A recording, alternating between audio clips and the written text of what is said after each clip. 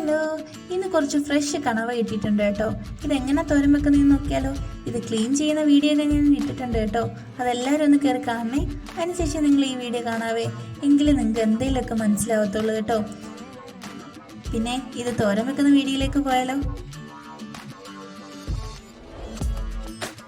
ഇതിങ്ങനെ ക്ലീൻ ചെയ്തെടുത്തതിന് ശേഷം ചെറിയ കഷ്ണങ്ങളായിട്ട് അരിഞ്ഞ് നമുക്കൊന്ന് വേവിക്കാൻ വെക്കാം കേട്ടോ. ആ വേവിക്കാൻ വെക്കുന്നതിനകത്ത് കുറച്ച് ഉപ്പും മഞ്ഞൾപ്പൊടിയും കൂടി ഇട്ടിട്ട് വേണേ വേവിക്കാൻ വെക്കാൻ.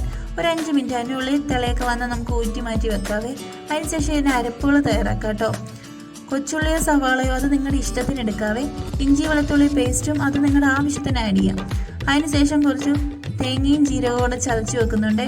അതെല്ലാം ചതച്ച് വെച്ചതിന് ശേഷം നമുക്ക് അടുപ്പത്ത് ചട്ടി വെച്ച് കടുക് പൊട്ടിക്കാം കേട്ടോ. കടുകൊക്കെ ഒന്ന് പൊട്ടി വന്നതിന് ശേഷം നമ്മൾ അരിഞ്ഞ് വെച്ചിരിക്കുന്ന സവാള അതിലേക്ക് ആഡ് ചെയ്യാം.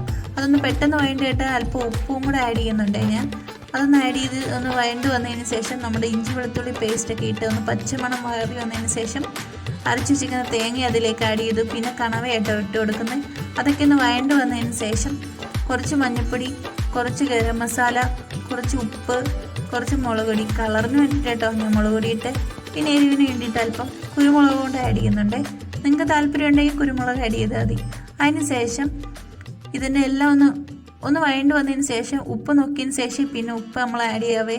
ഇത് വേവിക്കാൻ വെച്ചപ്പോഴും ഉള്ളി വഴറ്റാനും ഒക്കെ നമ്മൾ ഉപ്പിട്ടതുകൊണ്ട് ഉപ്പ് നോക്കിയതിന് ശേഷം പിന്നെ ആഡ് ചെയ്യാവേ.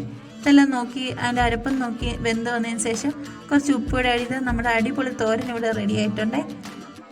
എല്ലാവരും ഒന്ന് ട്രൈ ചെയ്തിട്ട് എൻ്റെ കമൻറ്റും ഡീറ്റെയിലും ഒക്കെ ഒന്ന് ഇടണേ.